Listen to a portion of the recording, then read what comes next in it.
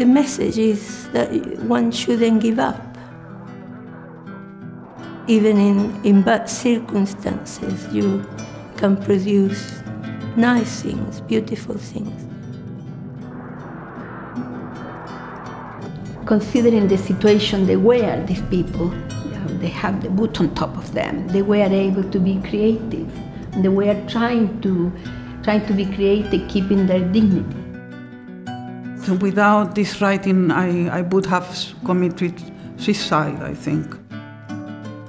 When you have those little gifts that you make out of a little button or something out of a nut or something, and you carve it and do something for a friend, it's showing your brotherhood or sisterhood.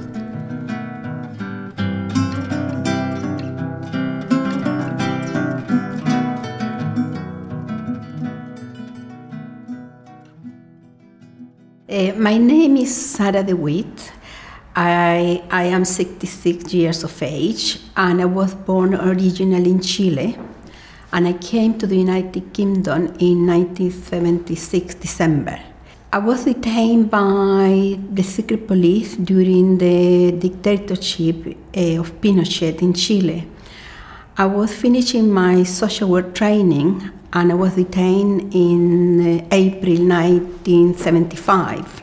I came here as a refugee in 1976, and after being in prison for 13 months in Chile, I was one of the lucky people who survived the Pinochet's dictatorship, and also who arrived in England at a time when refugees were welcome.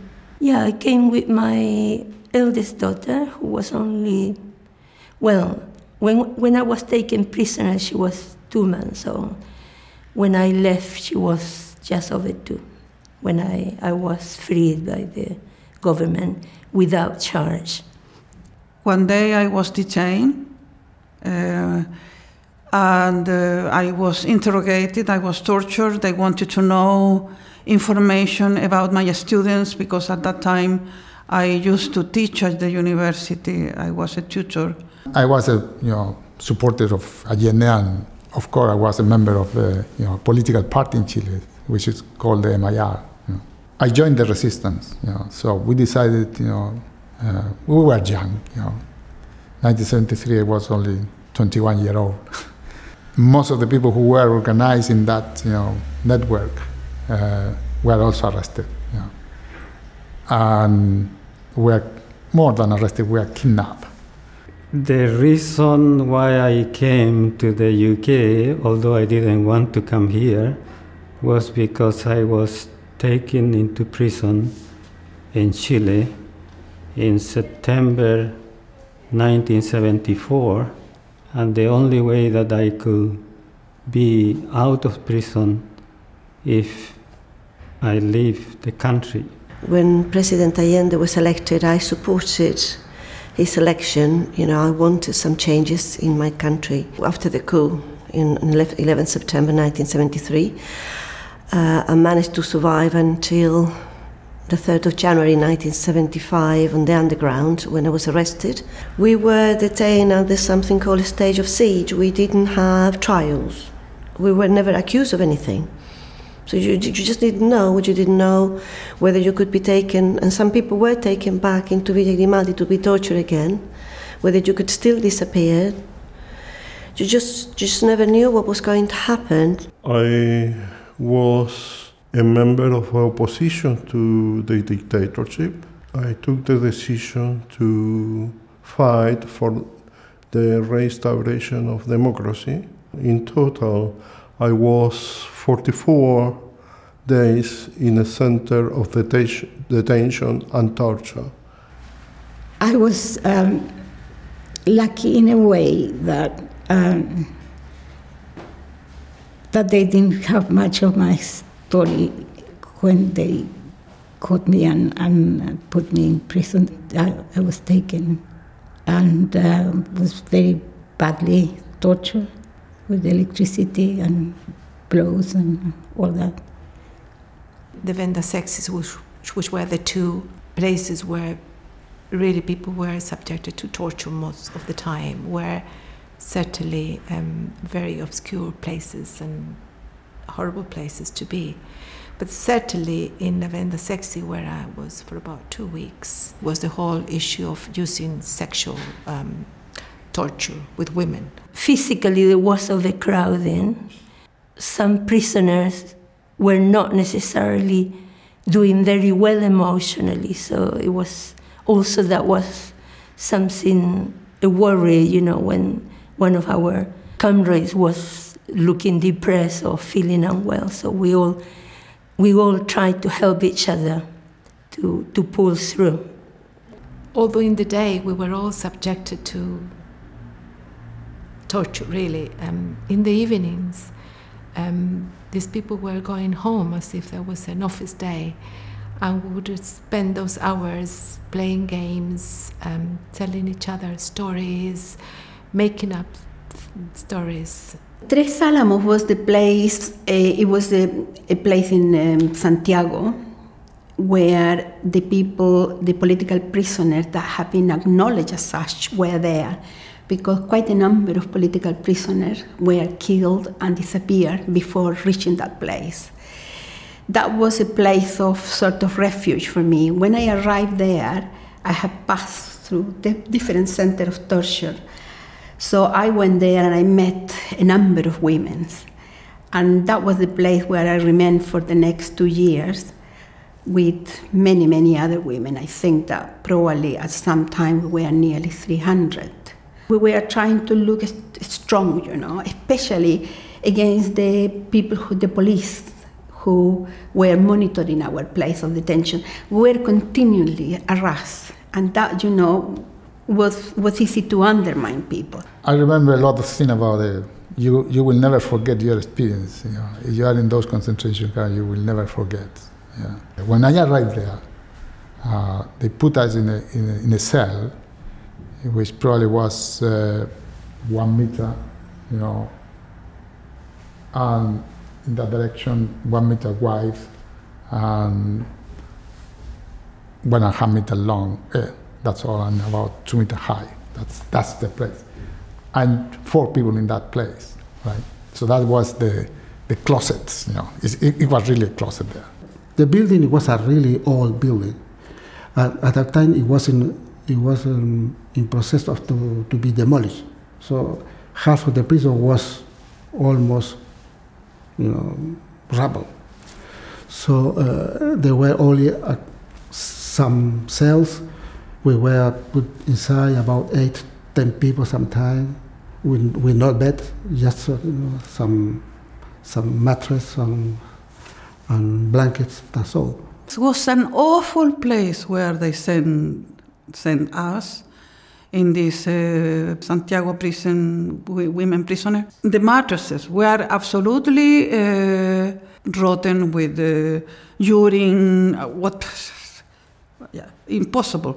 So the first decision we made was to burn all these rotten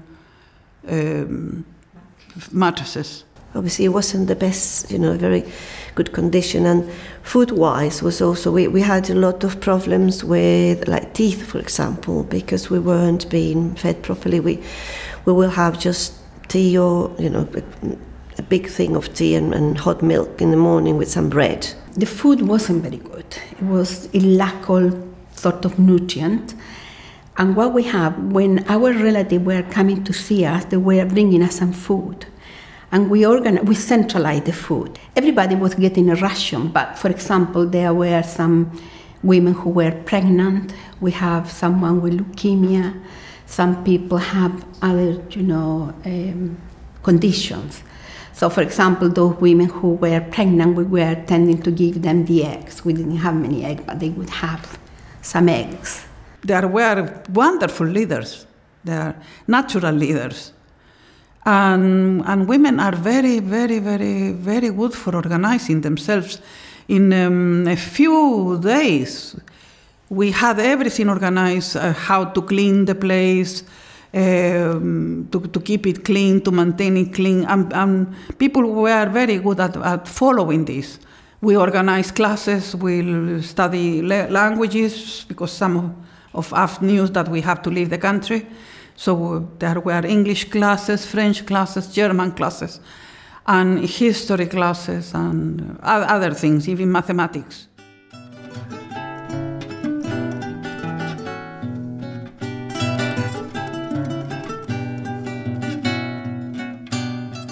We had what we call a taller laboral, like a workshop where we used to make from shoes to dresses, variety of things, and then we could also sell to some of the relatives that would go and use that money to buy basic things that we needed for many of our compañeros whose families were not able to visit them, or who were from outside Santiago, that they couldn't really go every week. That was extraordinary, because to begin with, we're just doing it just to send, to keep ourselves occupied and to send something outside and learn new skills while we were in prison. It wasn't facilitated in the way that they were giving us tools or anything. We were just doing it. And it was facilitated in the sense that they were allowing us to take the merchandise once the product were finished. Yeah, they were us allowing to do that. But with quite a lot of harassment to the people that were coming to get them. There were people mainly from human rights organizations, La Vicaría and so on. And we were passing them the merchandise. I made a cardigan with what we call lana virgen, like wild wool. I haven't ever been able to do any knitting in my life before. I had to take lots of lessons from people who knew what they were doing, and it's a complete cardigan with a zip, and it's like a hoodie really, something like that. Obviously it's over 40 years old, the zip bit is rusty. I don't know, I just kept it for sentimental reasons. It even got some few holes by now.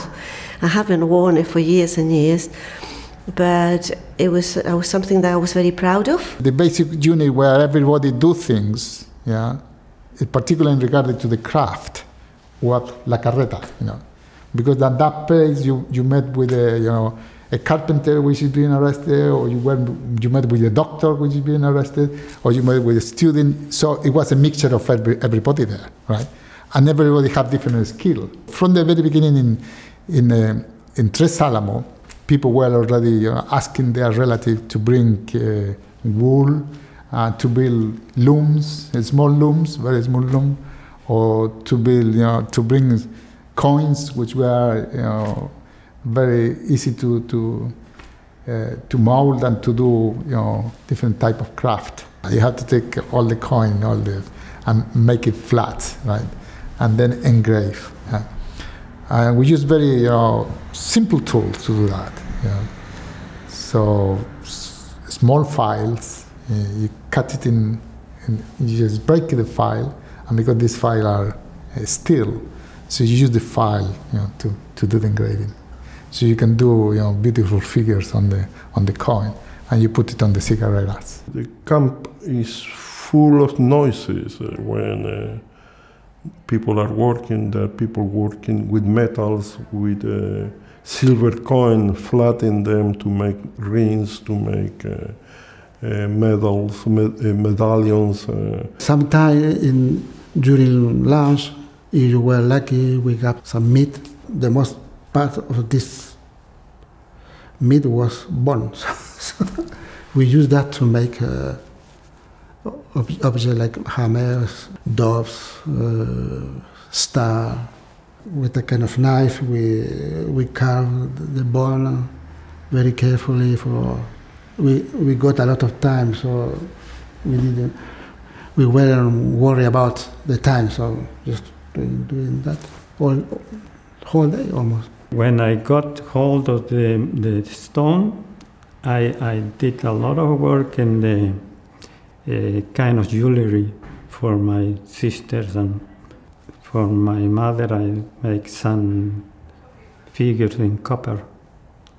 the good thing of concentrating in something that you want to achieve and you are putting the mechanical sort of effort in doing something, it helps you to forget the situation that you are in. One problem is that there is a constant psychological pressure that you put yourself, because you start elaborating situation of what's going to happen with you, what's going to happen with. But when you are concentrated in doing something with details and time consuming and all this stuff, you concentrate so much that you alleviate your mind, and then you feel after that you have sort of have a break from that. I was an embroiderer. You know, some women, the creating of patterns, some women, the sewing of the blouses. I was one of the ones who embroidered the blouses. I used to think it was my therapy. It allowed me to relax, to think about my life and to think what I would like to do in the future if allowed, and so on. So in that sense, it was a way of, it made me feel more resilient, more stable. Personally, I am not very good with my hands, so I am more intellectual than labor by hand. But I did things that later they told me that the university parish church organized exhibition with my work, because they were from my university and people recognized me, and so they saw the little things I did. I did weaving, I did work in leather. It's a way of communicating to the exterior in Chile and abroad that this work were made by political prisoners, and that allows you to talk about the dictatorship, talk about what was going on in Chile, was the repression, how the people were disappearing, were executed. I had time, for the first time from my detention, to think about what was happening to me. And I realized that I was a witness. For some reason, history is very important to me. And I realized that I had perhaps one day to write about what I was seeing. I would close the door and I would start writing in a small little pieces of paper, and I would hide them inside. I would dismember a cigarette, and I would put it inside, and then put some tobacco in, and topping with some tobacco. And I passing this to my mother during the visit. When I left prison, I asked a guy from the International Red Cross to take all these pieces of paper out of the country in a diplomatic valise. And they were torturing children, mother. They were stretching their bones, mother, and giving them electric shocks, mother, hour upon hour, mother. Interminably ages, then ages again, mother. And their shrieks were all round me, mother, and to blackest black, to demented were, mother, whittle giddy with grief. And I cried as I have never cried before, mother. I cried in a frenzy, mother, desperate to my last fibre, mother. And the children screamed in more and more anguish, mother. And I cried, mother, and I will never cry again as long as I live.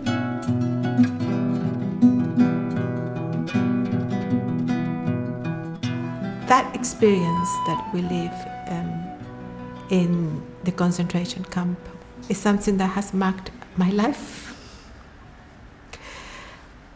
And many of the compañeras I met there I still see today here in Chile. And there is a tremendous bond.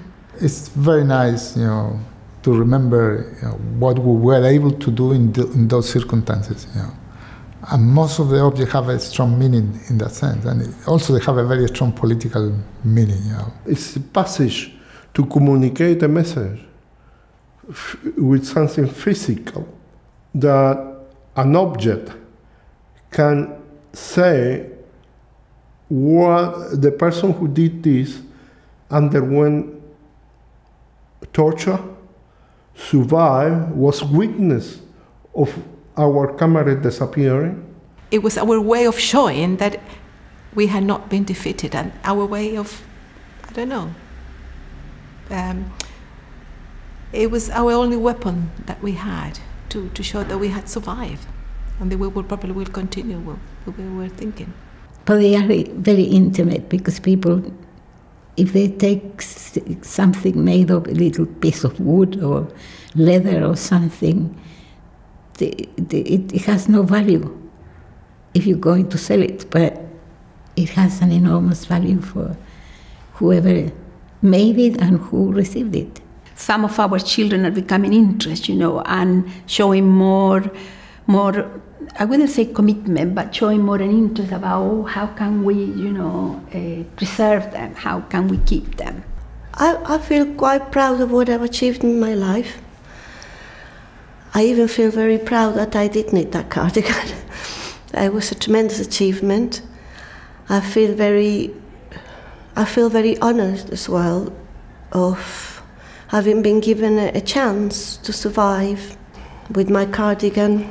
We're going to have more holes by the time I die and all that, but hopefully my daughters will keep it and they will show it to the grandchildren and say, this is what your grandma did one day when she was in prison. And she was very proud of it.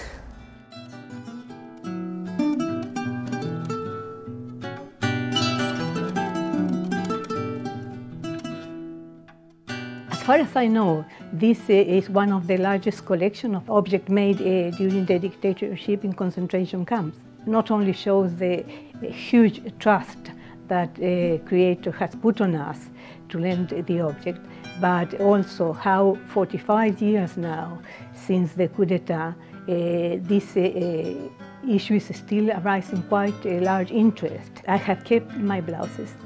They accompany me to exile, and whenever I see the blouses, I remember a situation so hard like that and show that I can survive, so anyone else can survive a horrendous situation and keep on living.